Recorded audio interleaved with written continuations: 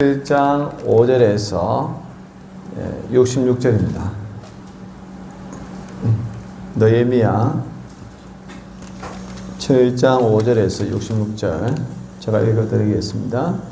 내 하나님이 내 마음을 감동하사 귀족들과 민장들과 백성을 모아 그 계보대로 등록하게 하심으로 내가 처음으로 돌아온 자의 계보를 얻었는데 거기에 기록된 것을 보면 옛적에 바벨론 왕 느부갓네살에게 사로잡혀 갔던 자들 중에서 노임을 받고 예루살렘과 유다에 돌아와 각기 자기들의 성읍에 이런 자들 곧 스룹바벨과 예수아와 느헤미야와 아사랴와 라마와 나하마니와 모르드게와 빌산과 미스페렛과 비그웨와 너훔과 바하나와 함께 나온 이스라엘 백성의 명수가 이러하니라. 바로스 자손이 2172명이요 서바다 자손이 372명이요 아라 자손이 652명이요 바하모아 자손 곧 예수아와 요압 자손이 2818명이요 엘람 자손이 1254명이요 사투 자손이 845명이요 삭게 자손이 762명이요 빈누이 자손이 648명이요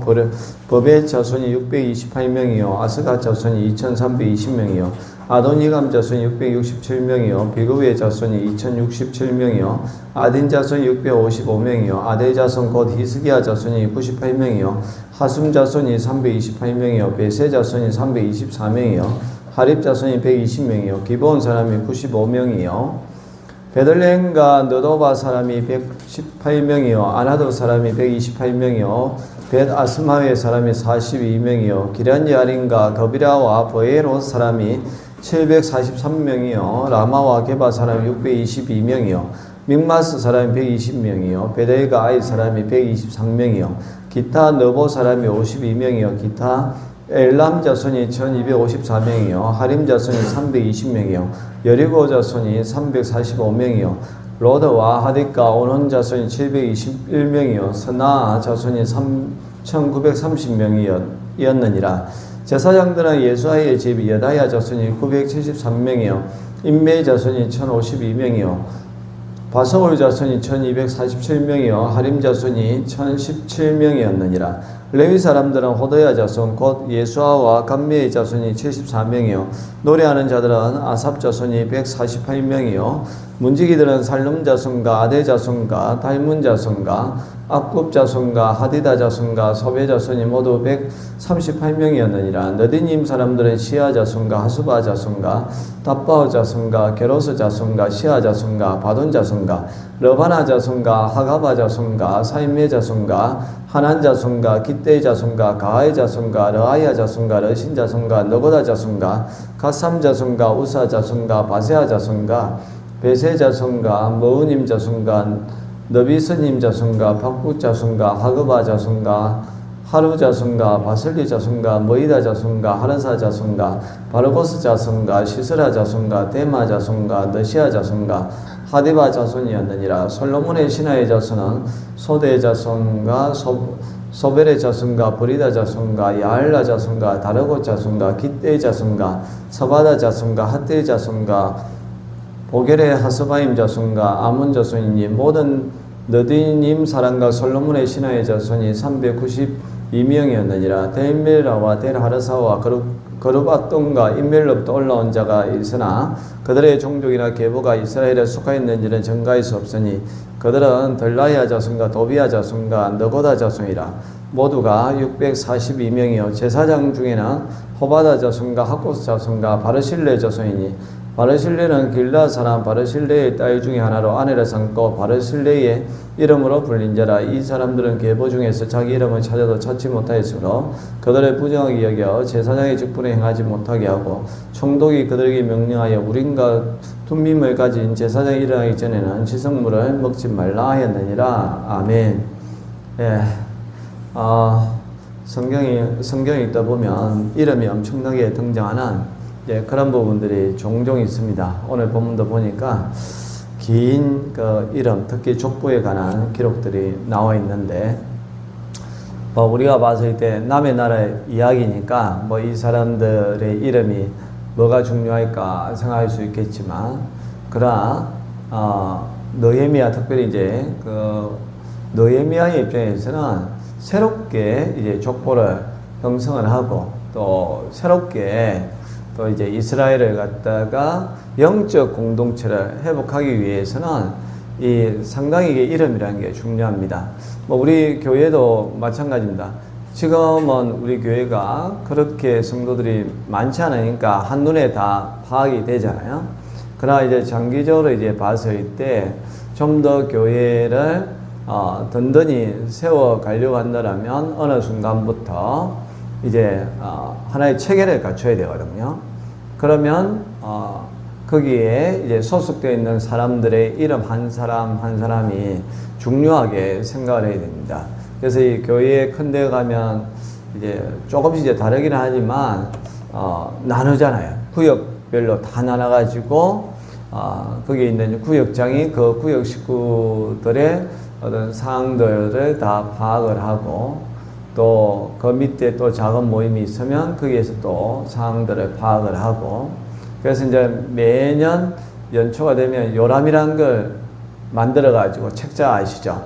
그걸 만들어서 이제 나눠주잖아요. 그거 하는데 거의 저도 이제 부목사 시절에 행정을 담당하면 이제 그거를 하게 되는데 거의 11월부터 한 2달 가까이 일명 어떻게 보면 그 인원 파악들을 하는 거죠. 그리고 이제 어떤 사람을 그 구역에 둘 것인지 아니면 장기 계석자를 계속해서 명단에 남겨둘 것이냐 아니면 뺄 것이냐 그런 고민을 참 많이 합니다.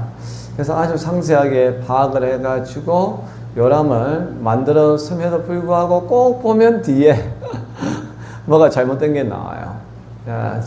어떤 교회에서는 그 요람 잘못 나왔다고 난리가 났던 적이 있습니다. 장로님 한 분이 자기 그 아들 이름이 빠져가지고 자기 이름 아들 빠졌다 해가지고 난리를 쳐가지고 너무 막 힘들었던 적이 있었죠. 예.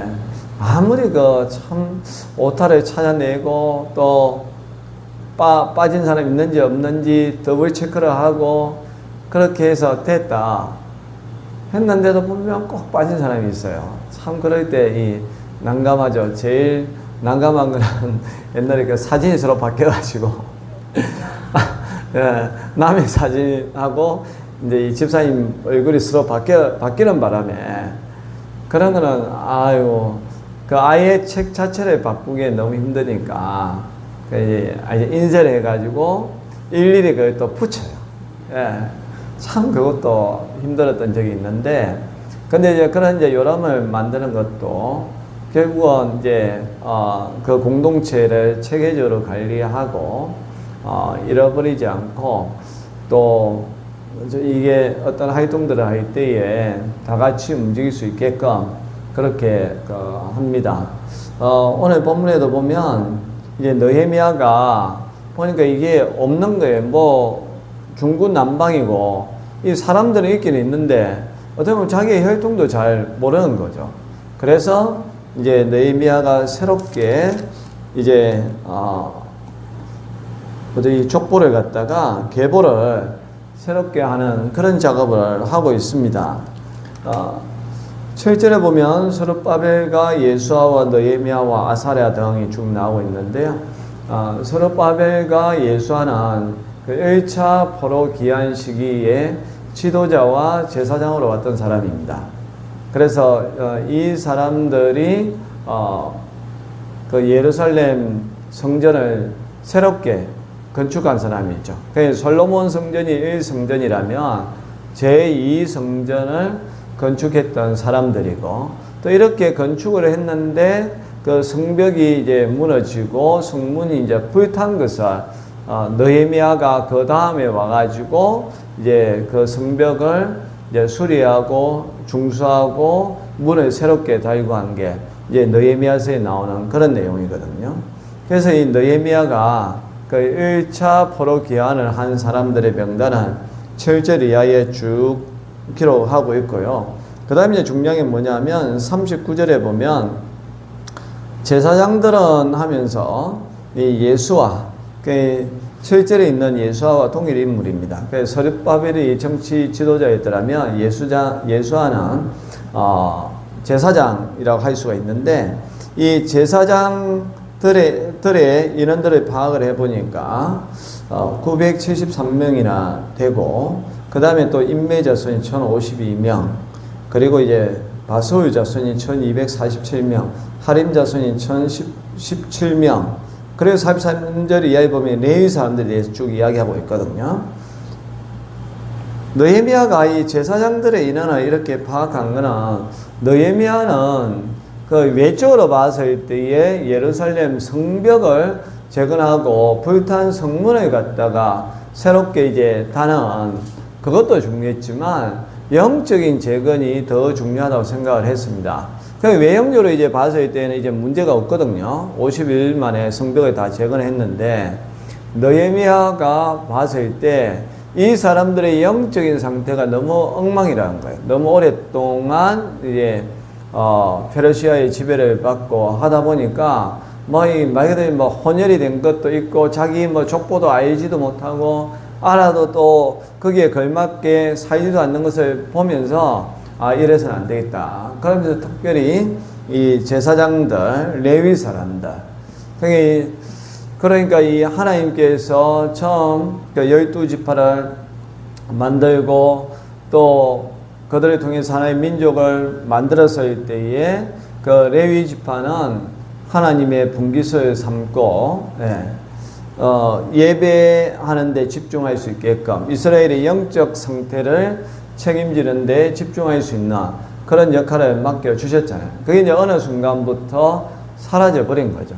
레위 사람들도 자기들 먹고 사는 문제 때문에 그냥 다 흩어져 버린 그 사람들을 다시 이제 모아가지고 그 사람들에게 이제 이스라엘의 영적 지도자로서의 그 역할을 감당할 수 있게끔 일단 계보부터 새롭게 쫙 하는 겁니다. 그리고 그 사람들은 나중에 불러가지고 나중에 에스라와 함께 이제 종교 개혁을 하게 되는 거거든요. 그래서 레위 사람들은 이제 다른 일을 하지 아니하고 다시 하나님의 말씀을 가르치는데 집중을 해야 된다. 이제 그렇게 이제 종교 개혁을 일으키는 그런 장면이 나중에 등장하고 있는데, 오늘은 그 사전 작업처럼 누가 제사장 출신이고 누가 레위 사람 출신인지를 쭉 파악을 하는 그런 중요한 장면이 있습니다.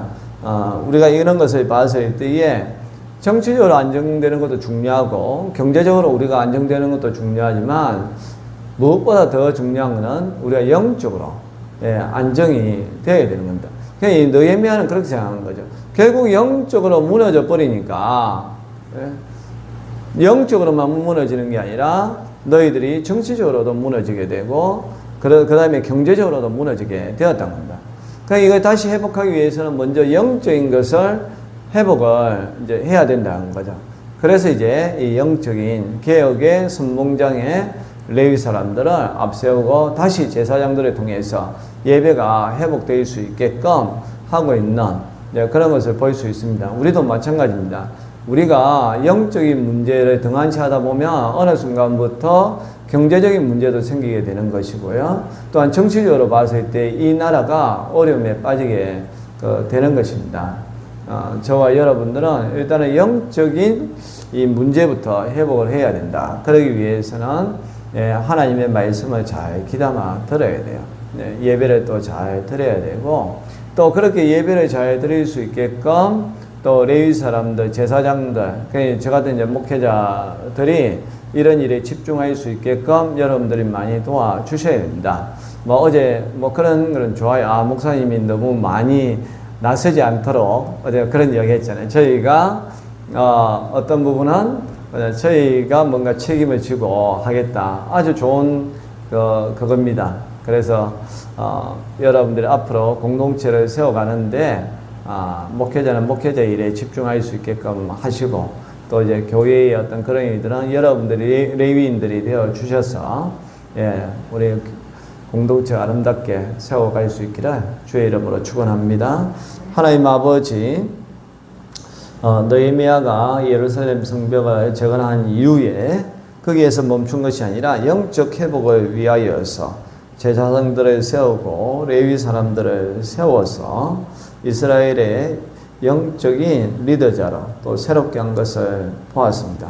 하나님, 우리가 레위 사람들처럼 하나님이 영적으로 새로워지는 주의 백성들 되게 하여 주옵소서. 예수님의 이름으로 기도합니다. 아멘.